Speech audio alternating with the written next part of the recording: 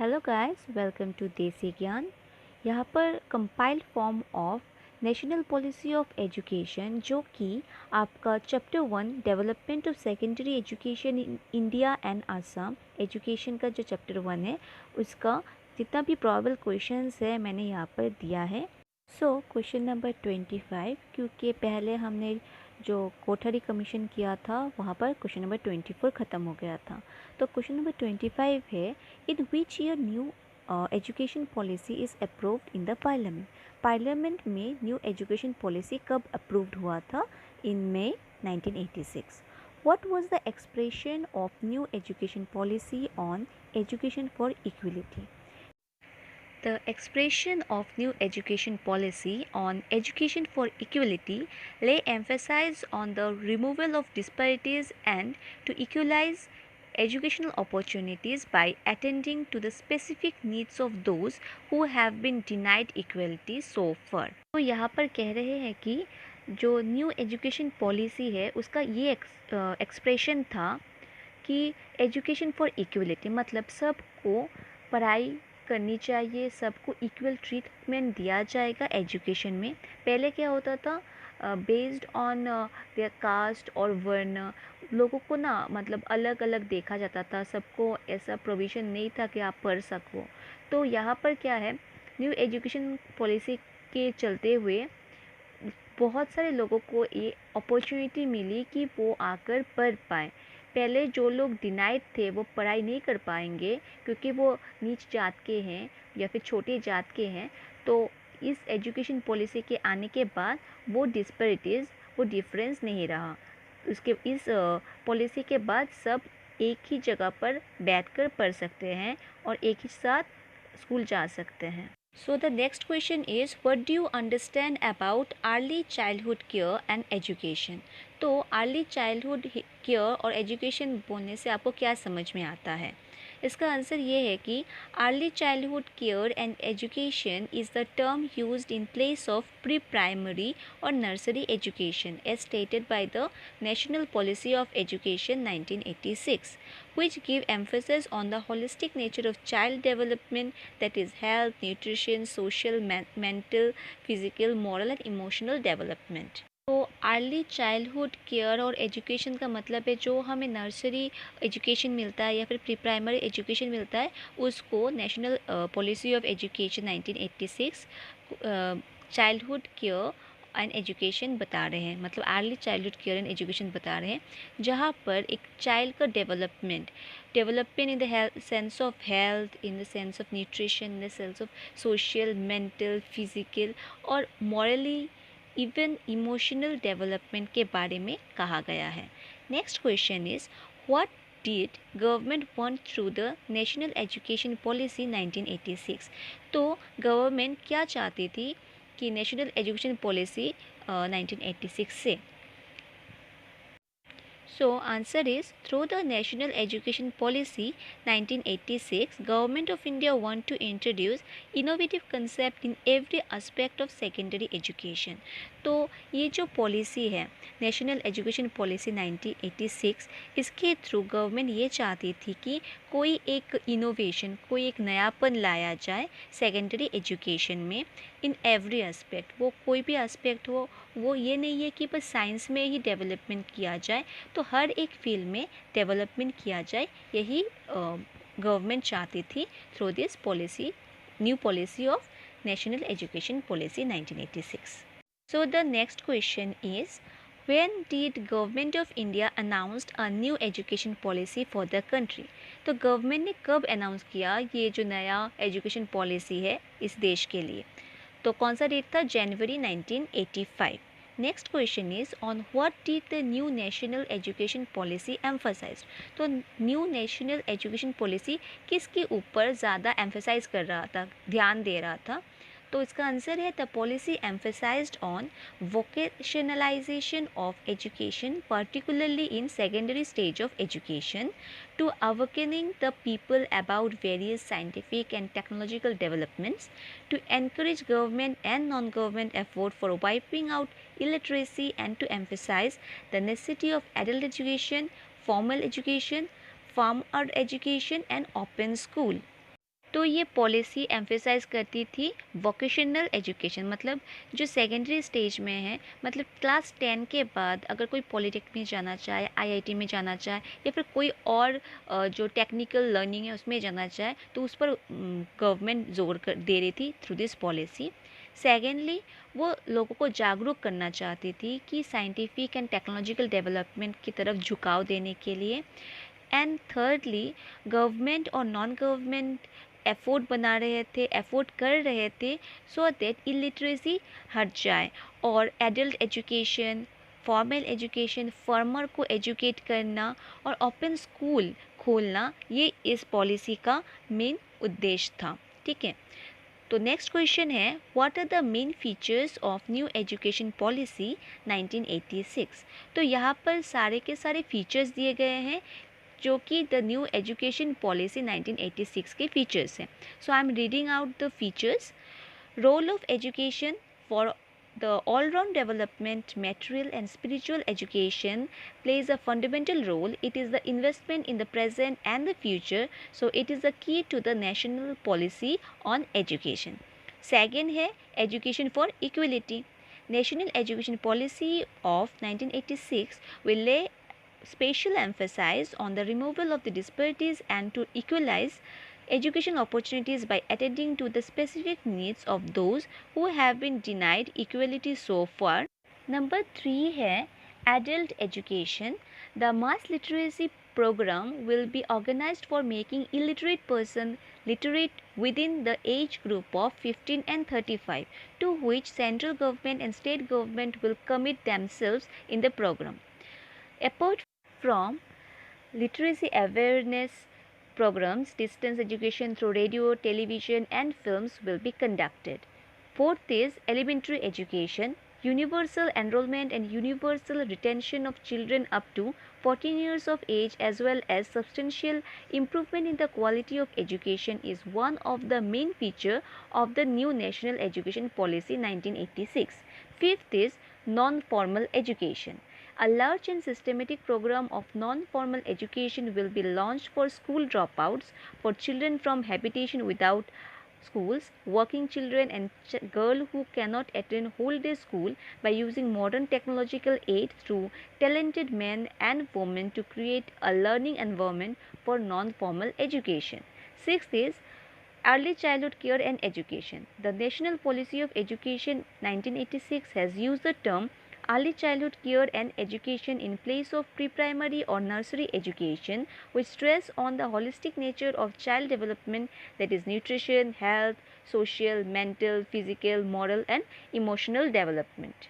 Seventh is secondary education. Introduction of innovative concept in every aspect of secondary education is also one of the main features of the new National Education Policy 1986. Eighth point is vocationalization of education.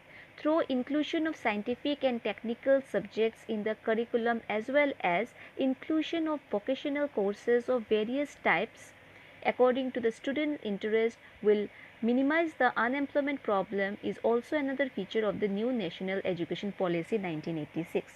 Next is higher education.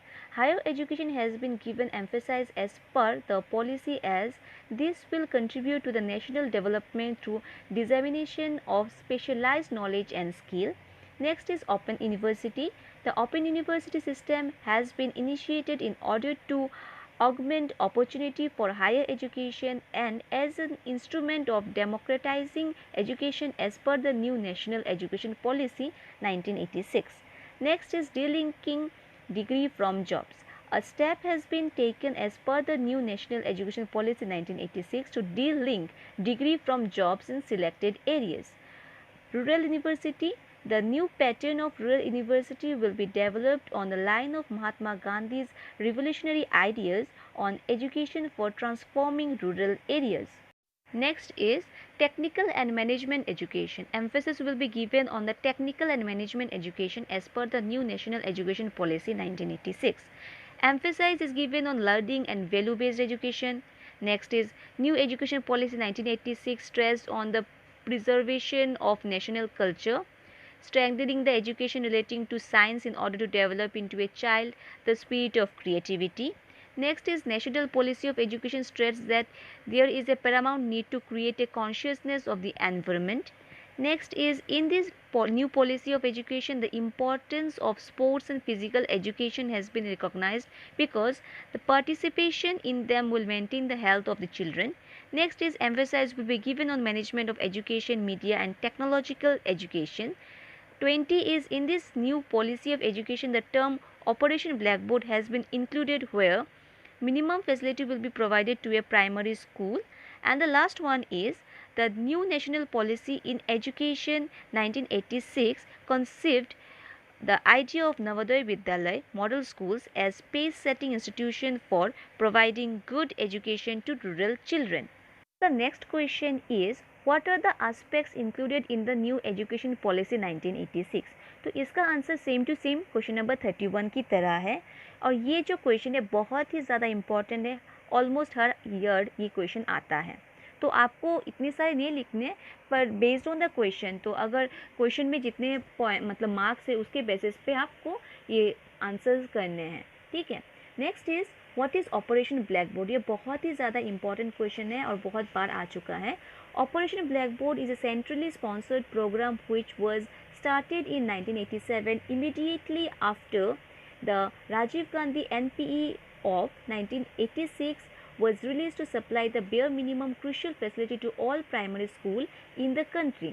Operation Blackboard provide minimum facility to a primary school which include two reasonable large rooms which are usable in all weather condition, blackboards, maps, charts and other learning and play materials, Tatpati, that is carpet for sitting children and other essential materials. तो यहाँ पर कहा गया है कि राजीव गांधी का जो national policy education 1986 का जो पॉलिसी है उसके अंडर ये ऑपरेशन ब्लैक बोर्ड आया था। और इस ऑपरेशन ब्लैक बोर्ड में क्या कहा गया है कि जैसे भी मिनिमम मतलब मटेरियल्स के साथ ही भी स्कूल खोलनी चाहिए जिसमें एटलीस्ट 2 लार्ज बड़े बड़े रूम होने चाहिए और उस जो कि हर वेदर को झेल सके, ब्लैक बोर्ड होना चाहिए, मैप होना चाहिए, चार्ट होना चाहिए और भी जितने भी किट्स होते हैं ना बच्चों की बहुत ज़रूरी होती है जो भी, तो वो रहने चाहिए और कारपेट रहने चाहिए सो दैट बच्चे यहाँ पर बैठ सके। यहाँ पर ये कह रहे हैं कि यहाँ पर अगर बेंच ना भी हो मतलब कारपेट बिछा कर बच्चे जैसे बैठकर पढ़ पाए। ये था ऑपरेशन ब्लैक बोर्ड। नेक्स्ट है mention the characteristic of Navodaya विद्यालय। ये भी बहुत इंपॉर्टेंट है। तो नवोदय विद्यालय का कैरेक्टरिस्टिक क्या क्या है? The characteristic of Navodaya Vidyalaya are to serve the objectives of excellence coupled with equity and social justice, to promote national integration by providing opportunity to talented children largely rural from different part of the country to live and learn together and develop their full potential.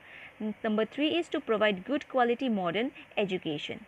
Number 4 is to ensure that all students of Navodaya Vidyalayas attain a reasonable level of competence in 3 languages as envisaged in the 3 languages formula, and to serve in each district a focal point for improvement in quality of school education through sharing of experiences and facilities.